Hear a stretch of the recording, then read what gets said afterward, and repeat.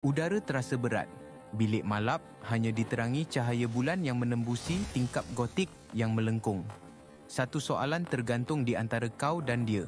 Lebih tajam daripada serpihan kaca. Berapa ramai? Suaramu hampir tidak kedengaran.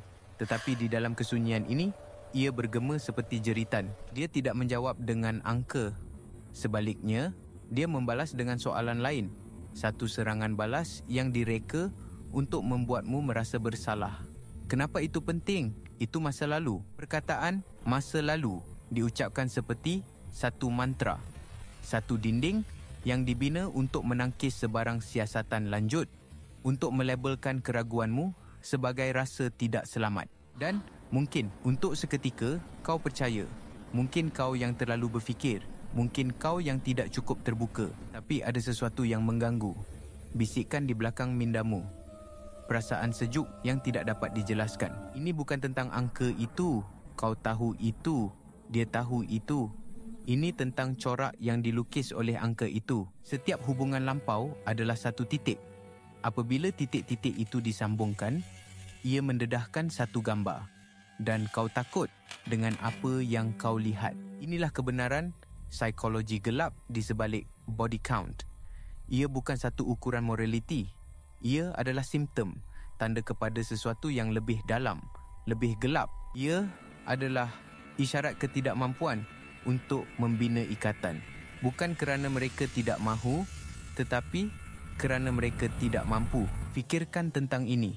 Setiap hubungan yang mendalam memerlukan pelaburan emosi. Ia memerlukan kerentanan. Ia memerlukan kita untuk tinggal walaupun apabila ia sukar. Tetapi bagi sesetengah jiwa, kerentanan adalah satu ancaman. Keintiman adalah sangkar. Jadi, mereka menjadi pemburu. Pemburu kebaruan. Pemburu dopamin yang datang dengan permulaan yang baru. Fasa bulan madu adalah pentas mereka. Di sini, mereka adalah pelakon yang hebat.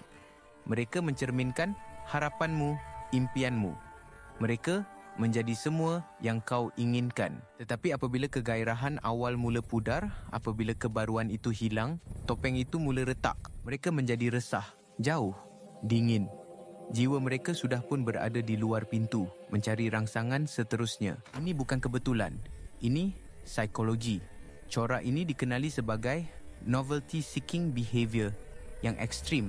Sering dikaitkan dengan individu yang mempunyai gaya lampiran mengelak, avoidant attachment style. Mereka dibesarkan untuk percaya bahawa kebergantungan emosi adalah kelemahan, bahawa cinta sejati akan memerangkap mereka. Jadi, mereka belajar untuk mengambil kegairahan, pengesahan, tenaga dan kemudian pergi sebelum mereka perlu memberi kembali. Setiap body count bukanlah trofi.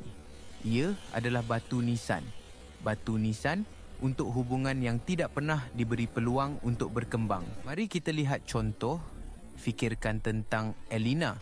Dia menawan, bersemangat dan mempunyai senarai panjang kekasih masa lalu yang dia panggil kesilapan. Ben bertemu dengannya dan terpikat. Dia mengabaikan bendera merah. Dia memberitahu dirinya bahawa masa lalunya menjadikannya wanita yang kuat dan berpengalaman hari ini. 3 bulan pertama adalah magis. Elina adalah segala-galanya untuk Ben. Dia membuat Ben merasa seperti dia adalah satu-satunya lelaki di dunia. Kemudian, corak itu bermula. Mesej yang tidak dibalas. Rancangan yang dibatalkan. Jarak emosi yang terasa seperti jurang yang semakin melebar. Apabila Ben cuba bercakap tentangnya, Elina menggunakan senjata paling ampuh dalam arsenalnya. Manipulasi. Kau cuba mengongkong aku. Kau sama seperti yang lain. Aku sangka kau berbeza, tapi kau cuma tak selamat. Ben mula meragui dirinya sendiri. Mungkin dia yang salah. Mungkin dia meminta terlalu banyak. Tetapi kebenarannya ialah, ia tidak pernah tentang Ben. Ben hanyalah hos. Sementara untuk keperluan Elina akan pengesahan. Apabila pengesahan itu menjadi rutin, ia tidak lagi berkesan. Ketagihannya memerlukan dos yang baru, sumber yang baru. Ben bukanlah cinta yang gagal. Dia hanyalah satu lagi bab dalam sebuah buku yang tidak mempunyai pengakhiran. Jadi, bagaimana kau melindungi dirimu dari corak ini? Kau berhenti memberi tumpuan kepada apa, angka. dan mula bertanya, mengapa? Bukan, berapa ramai pasangan yang kau ada? Tetapi, mengapa hubunganmu sebelum ini berakhir? Bukan, adakah kau mencintai mereka?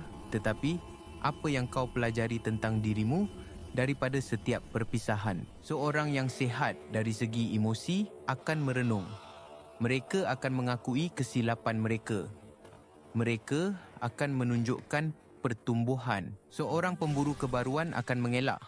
Mereka akan menyalahkan. Mereka akan melakonkan watak mangsa. Dengar dengan teliti bukan pada cerita yang mereka ceritakan, tetapi pada peranan yang mereka mainkan dalam cerita itu.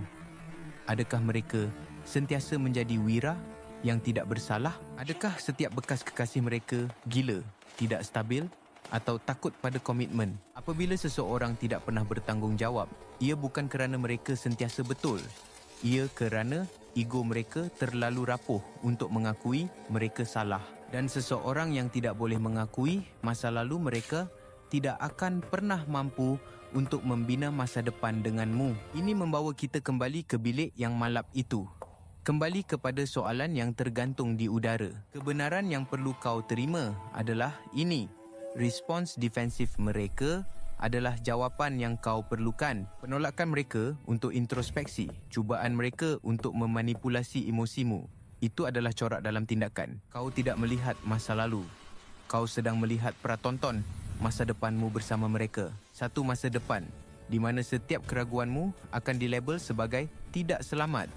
Setiap keperluanmu akan dianggap mengongkong dan kau akan sentiasa menjadi orang yang terlalu banyak meminta daripada jiwa yang tidak mempunyai apa-apa untuk diberi. Jadi, akhirnya, ini bukan tentang menghakimi. Ini tentang mengenali. Mengenali bahawa sesetengah orang adalah novel yang indah. Tetapi, mereka ditakdirkan untuk diletakkan kembali di rak selepas dibaca. Mereka bukan untuk disimpan. Melindungi hatimu bukan bermakna membina dinding yang tidak dapat ditembusi.